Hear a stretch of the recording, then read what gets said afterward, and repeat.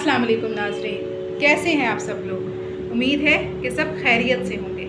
आज आप स्क्रीन पे देख रहे होंगे कि इतनी सारी प्लेट्स में इतने सारे इंग्रेडिएंट्स क्या हैं। जी हाँ, आज एक सरप्राइज रेमेडी में लेके आई हूँ। आजकल दांतों की तरफ ध्यान कुछ ज़्यादा कम ही हो गया है। लोग समझते हैं कि टूथपेस्ट के इस्तेमाल से दांतों की सफाई बस हो गई। हालांकि कुछ अरसे बाद सिर्फ टूथपेस्ट के इस्तेमाल से आपके दांतों में कैविटीज़ पैदा होने लगती हैं और इसके साथ साथ इसी वजह से डेंटिस्ट की तादाद बढ़ रही है और डेंटिस्ट की तादाद बढ़ने की सबसे बड़ी वजह दांतों की प्रॉब्लम्स है। आप अगर सोचें तो पुराने ज़माने में ना तो डेंटिस्ट होते थे और ना ही दांतों की इतनी प्रॉब्लम्स होती थी। उसकी वजह इन नेचुरल इंग्रेडिएंट्स का इस्तेमाल और केमिकल वाले टूथपेस्ट से अवॉइड करना था। तो आज मैं आपको बताऊंगी मेरी नानी अम्मा का आजमूदा नुस्खा कि किस तरीके से अपने दांतों की हिफाजत करनी है, उन्हें वाइट रखना है और कैविटीज से भी महफूज रखना है।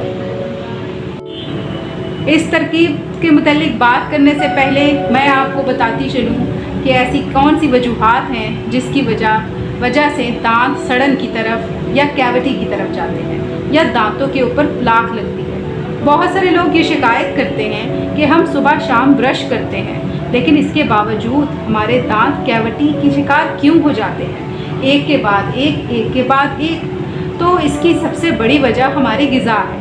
हमारी ग़िज़ा में वो विटामिन जो कि हमारे दांतों को ज़रूरी हैं वो मौजूद ही नहीं होते। और दूसरी वजह ये है कि हम ग़िज़ा में ऐसी चीज़ें इस्तेमाल करने लग गए हैं जो दांतों के ऊपर एसिडिटी छोड़ देते हैं और एसिडिटी को यूज़ करके बैक्टीरिया हमारे दांतों के ऊपर हमला कर सकता है। हम बोतलें ज़्यादा से ज़्यादा, कोक ज़्यादा से ज़्यादा, फास्ट फूड ज़्यादा से ज़्यादा खाने लग गए हैं। उसके अलावा हम गंदम की रोटी जो सुबह शाम इस्तेमाल करते हैं वो गंदम की रोटी दर हकीकत असल गंदम से नहीं होती। ज़्यादातर हम में से जो कि शहरों में रहते हैं गंदम का वो आटा इस्तेमाल करते हैं जो छान कर हम तक पहुंचता है, जिसे सफ़ेद आटा भी कहते हैं। अगर आप वाइट फ्लोर के नुकसानात देखें तो आपको बेहिसाब नुकसानात नज़र आएंगे। वाइट फ्लोर के बहुत सारे नुकसानात में से एक नुकसान ये भी है कि ये ऐसे इंसुलिन या ऐसे शुगर इंसान की बॉडी में पैदा कर देता है जिसकी वजह से दांत जो है वो एसिडिटी की तरफ जाते हैं और बैक्टीरिया उन पर हमला कर देता है। अगर आप गंदम इस्तेमाल करते भी हैं तो आपको अपनी गंदम खरीदनी चाहिए और ख़ुद पिसवाना चाहिए और उसमें से जो मिनरल्स और विटामिन्स होते हैं वो रिमूव नहीं करने चाहिए ताकि तमाम मिनरल्स और विटामिन्स आपकी बॉडी तक बैलेंस मिकदार में पहुँचे और आपकी बॉडी के किसी भी ऑर्गन को किसी भी विटामिन या मिनरल की ज़्यादती से कोई ख़तरा ना हो। और दूसरी बड़ी वजह है देसी घी। हमारे घरों में अब कौन सा देसी घी इस्तेमाल होता है? मेरा नहीं ख्याल कि हम ज़्यादा से ज़्यादा इसका इस्तेमाल करते हों। और सबसे बड़ी बात तो ये है कि देसी घी हमारे पास मौजूद ही नहीं है। देसी घी हमारे आबाओ अजदाद जब इस्तेमाल करते थे उनकी बॉडी में ना सिर्फ ताकत होती थी बल्कि उनके दांत भी सलामत रहते थे। हालांकि उस वक्त ना तो इतनी सुबह शाम सफाई की जाती थी दांतों की और ना ही केमिकल वाला टूथपेस्ट मौजूद था। और तीसरी बड़ी वजह है दूध, जो कि हमारे शहरों में तो खालिस मिलता ही नहीं। तो जब हमारे पास हमारे खुराक के अंदर ना विटामिन डी होगा, ना विटामिन के, ना कैल्शियम, ना फास्फोरस, तो फिर हमारे दांत गलेंगे नहीं तो कहाँ जाएंगे। कमज़ोर दांत या कमज़ोर किसी भी बॉडी का ऑर्गन दो बीमारियों का गढ़ होता है। आपको अपनी फूड पर ख़ास नज़र रखनी होगी। आपको देखना होगा कि आप रोज़ क्या खाते हैं और इस मामले में मेरी आपको एडवाइस है कि आप सबसे पहले कैल्शियम की मिकदार पूरी करें। और आपका जवाब होगा दूध तो खालिस मिलता नहीं तो कैल्शियम कैसे पूरी करें। कैल्शियम पूरी करने के बहुत से तरीके हैं। सबसे पहला तरीका ये है कि आप वो तमाम अज्जा निकालें जिनमें कैल्शियम मौजूद है।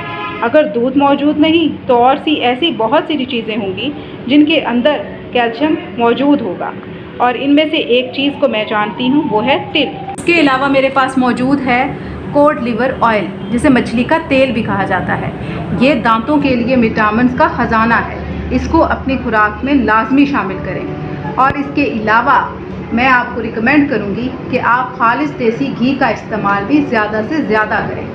ऐसी चीज़ें आप जब इस्तेमाल करेंगे आपकी दांतों की सेहत, दांतों की वाइटनिंग और कैविटीज़ रिवर्स और रीमिनरलाइजेशन बेहतर होती जाएगी। इसके अलावा एक ऐसी तरकीब और भी है जो कि विटामिन्स का ख़जाना है, और वो है हड्डियों का सूप। वेस्टर्न कंट्रीज़ में बहुत ज़्यादा इस बात पर जोर दिया जाता है कि ज़्यादा से ज़्यादा बोन ब्रथ यानी कि हड्डियों का सूप बनाया जाए। उन हड्डियों के में से जो गूदा निकलता है वो दर हकीकत कैल्शियम, फास्फोरस और बाकी विटामिन्स का ख़जाना होता है। तो अगर आप शॉर्टकट हासिल करना चाहते हैं और आपको देसी घी और दूध अवेलेबल नहीं है, तो फिर आप उन हड्डियों के सूप को अपनी खुराक में ज़्यादा से ज़्यादा इस्तेमाल करें, बल्कि रोज़ 1 कप सूप ले लिया करें।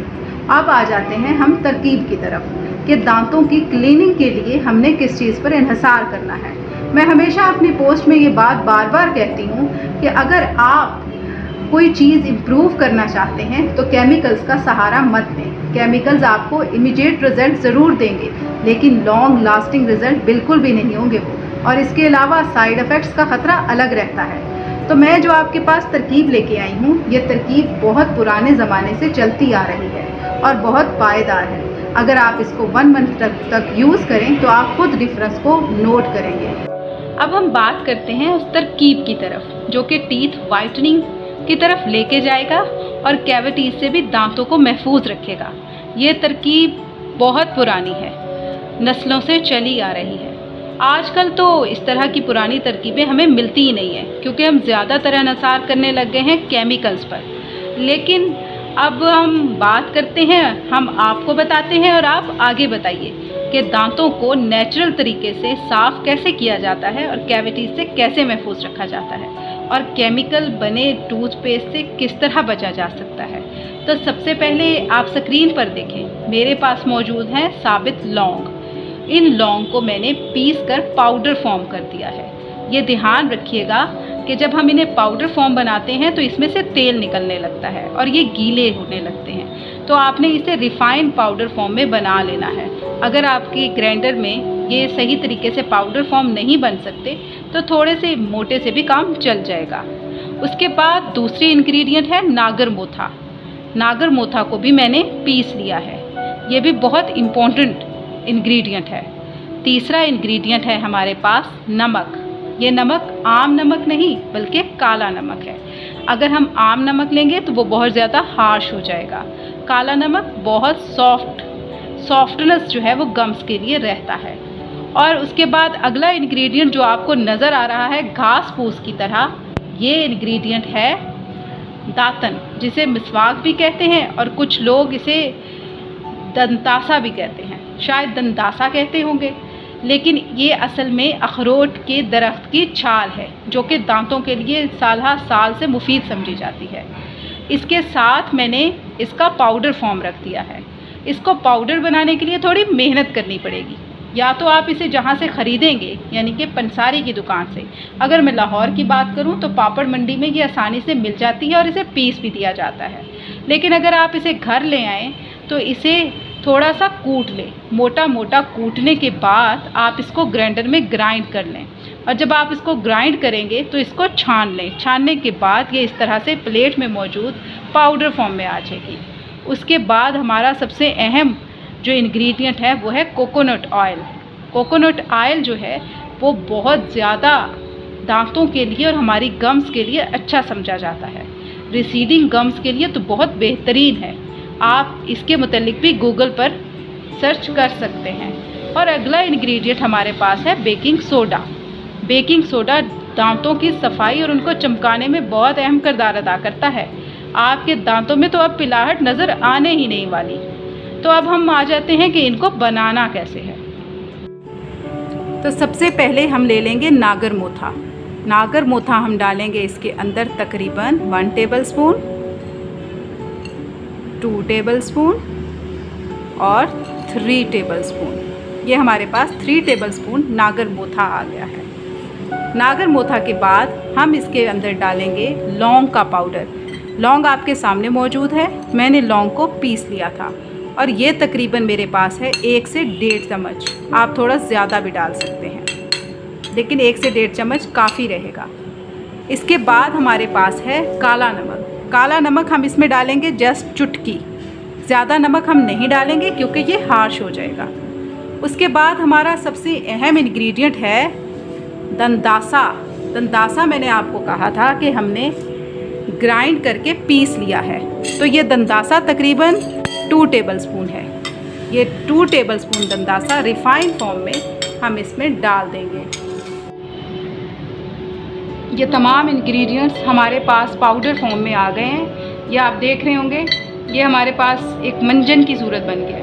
अगर आप चाहें इसी तरीके से मंजन के फॉर्म में भी इस्तेमाल कर सकते हैं, लेकिन आप अगर इसके अंदर कोकोनट ऑयल और बेकिंग सोडा डालेंगे तो वो दांतों के लिए ज़्यादा अच्छा होगा। मैंने इसके अंदर चुटकी बेकिंग सोडा डाल दिया है और उसको अच्छी तरह से मिक्स कर लिया है। अब मेरे पास रह गया है सिर्फ कोकोनट ऑयल।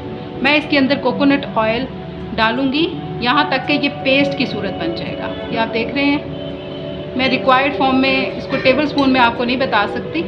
इस तरीके से हम इसको डालेंगे और इसको इस तरह पेस्ट की फॉर्म बना देंगे।